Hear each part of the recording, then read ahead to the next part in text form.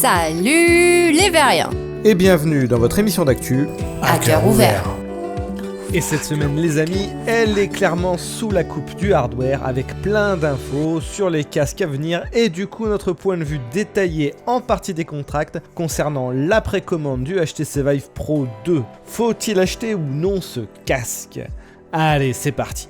On commencera d'ailleurs par le PSVR 2 puisqu'on a eu quelques fuites intéressantes. Le casque de la PS5 aura bien un suivi Inside Out à la manière du Quest. Reste à espérer qu'il sera de la même qualité et non de celle du Vive Cosmos. Il proposera carrément des vibrations, ce qui n'est pas forcément rassurant puisqu'un casque audio avait tenté l'expérience et ce n'était pas très probant. Les fuites parlent d'un rendu fovéal géré grâce à de l'eye tracking, le tout avec une définition qui serait de 2000 par 2040 pixels par œil pour le moment, ce qui est tout à fait honnête en admettant du RGB pour avoir une image sans screen door visible. Pour gérer tout ça, comme on en avait parlé déjà plusieurs fois, le casque VR de la PS5 sera donc filaire. On espère à minima qu'un module supplémentaire à la manière du Vive Wireless sera proposé en supplément de tout ça. On enchaîne d'ailleurs avec le sans fil puisque HTC a présenté lors de la ViveCon le Vive Focus 3. Ce casque autonome propose une résolution de 2048 par 2048 pixels permettant de proposer à l'aide d'un processeur XR2 comme dans le Quest 2 du 5K à l'utilisateur. L'accent a été mis sur la protection des données personnelles avec un cryptage interne au casque et surtout une panoplie de possibilités professionnelles, car sous son design qui a trop la classe, avec une batterie interchangeable facilement, se cache en fait un casque uniquement dédié au marché professionnel, et pas uniquement pour son prix de 1400€, mais bien parce que le Vive Focus 3 arrive avec une nouvelle API et un nouveau SDK qui ne sont compatibles avec aucun de vos jeux actuels. Il y aura bien un démineur pour les temps de pause, mais ça s'arrêtera là. Et on n'est pas du tout convaincu chez ETR que les développeurs se prennent la tête à transformer leur jeu pour que ça passe sur ce casque s'ils ne s'adressent pas à un grand public.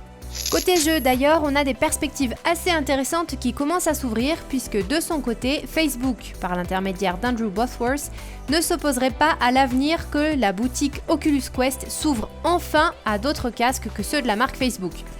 Il explique que jusque-là, il n'y avait pas vraiment d'autres casques sur le marché pour le faire, et on n'est pas vraiment d'accord avec cette excuse puisque le Vive Focus et surtout le Pico Neo auraient tout à fait pu faire l'affaire. Quoi qu'il en soit, l'idée serait de permettre aux développeurs de pouvoir toucher un plus large public afin de les motiver à davantage de projets et d'investissements dans le domaine. Et on se doute qu'il s'agit ici de viser le Pico Neo 3 qui n'a pas de concurrence en Chine et donc un énorme marché potentiel. Tout comme un partenariat à terme avec un casque d'une firme en forme de pomme pourrait apporter un marché bien juteux. On est en tout cas tout à fait preneur de notre côté. Ce pourquoi on est preneur également, mais dont le marché n'a pas prouvé sa valeur, ce sont les déclarations de Facebook concernant la possibilité de laisser cette année les développeurs se servir du pass-through du Quest 2 pour créer une nouvelle expérience. Jusque-là, ce système avec les caméras ne servait uniquement qu'aux Guardians, ou presque, permettant de signaler aux utilisateurs qu'ils étaient en train de sortir de leur zone de jeu. Andrew Bosworth explique pour autant que c'était pas si simple que ça. Laisser les développeurs se servir de l'API pour faire de la réalité augmentée pose divers problèmes liés à la sécurité, notamment en ce qui concerne les données privées de l'utilisateur. Petit rappel amusant, la fonction pass-through était une des puces cachées d'un certain casque HTC Vive dont on n'a finalement jamais vu une utilisation grand public par les développeurs. On espère que ce coup-ci, ce sera la bonne. On continuera avec HTC puisque le Vive Pro 2 a enfin été dévoilé. Pour faire simple, c'est un Vive Pro dont on a changé la couleur sur la façade et dont on a changé les écrans et les lentilles. Il bénéficie dorénavant de 2448 par 2448 pixels par œil pour une définition totale de 5K avec un rafraîchissement de 120 Hz. Pour le reste, d'une part, les nouvelles lentilles permettent un champ de vision similaire à celui du Vive Index, environ 120 degrés. D'autre part, HTC n'a pas communiqué sur le sweet spot, ce qui reste donc en suspens. Donc pour 800€ et 740€ grâce à une promo de précommande, vous avez un casque nu qui est globalement au-dessus du HP Reverb G2, mais auquel il faudra pour les nouveaux arrivants rajouter le prix des balises et des manettes, ce qui le passe entre 1300 et 1400€ selon le fournisseur choisi.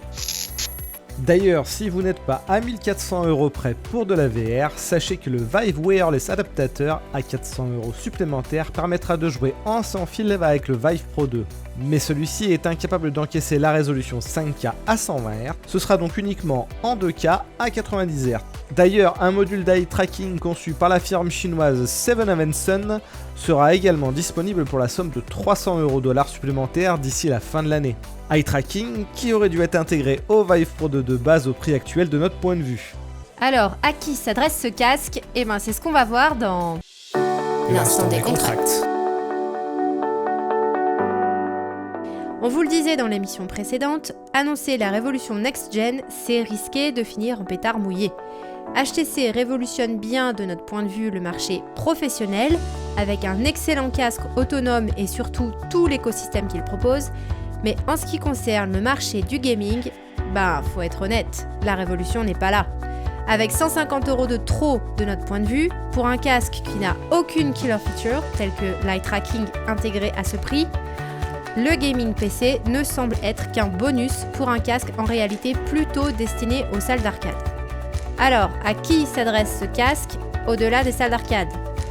Eh bien, à ceux n'ayant pas changé de casque depuis le Vive et le Vive Pro, là, l'écart technique va se justifier. Tout comme ceux étant sur des anciens casques comme le Samsung Odyssey par exemple. À ceux qui sont véritablement déçus par le tracking du Reverb G2 ou encore son sweet spot trop réduit, et qui ont besoin d'une vraie résolution. Mais il faudra être prêt à mettre le prix pour le tracking et les Valve Index Controller en supplément.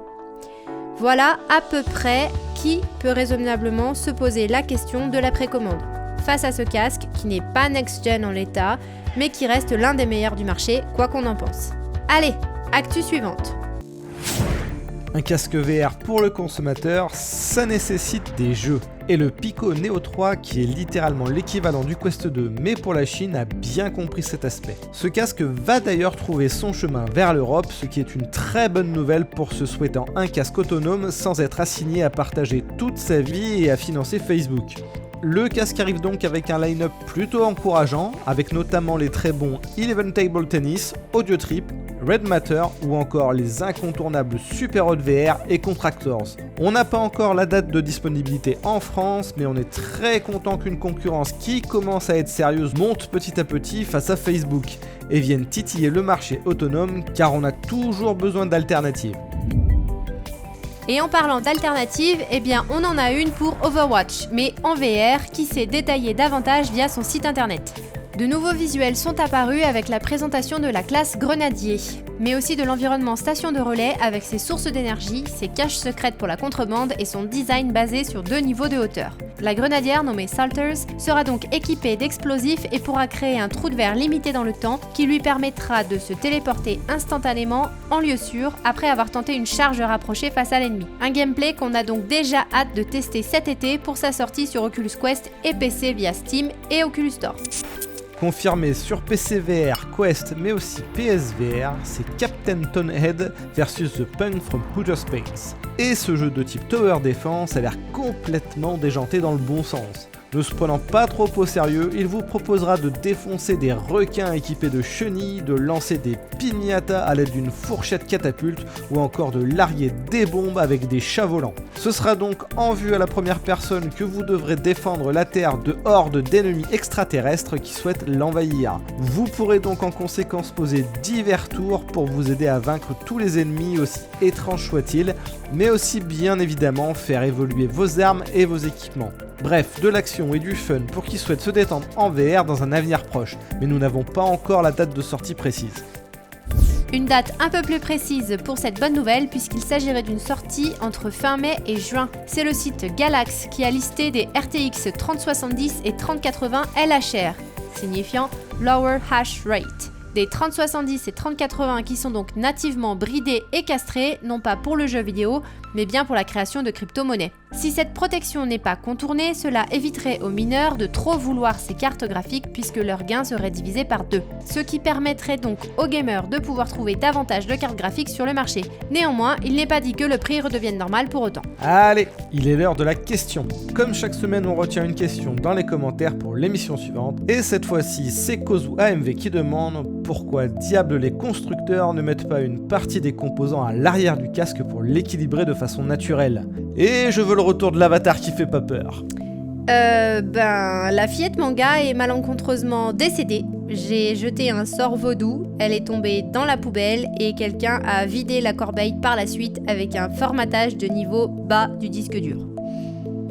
Sorry. Sinon, pour les casques, il y a une grosse problématique de câbles et de nappes pour relier les composants entre eux. Et comme la partie arrière est mobile pour la fixation sur ta tête, ça risque de poser beaucoup de problèmes techniques et une multitude de retours SAV puisque les nappes électriques, sans assez de marge de manœuvre et d'espace, s'abîment et cassent avec les frottements et le mouvement répété très ample selon la tête de l'utilisateur. Et voilà, c'est la fin de cette récap. Comme d'hab, si ça vous a plu, n'hésitez pas à mettre un pouce bleu et un petit commentaire pour le référencement. Et on vous dit à la semaine prochaine. Ciao ciao.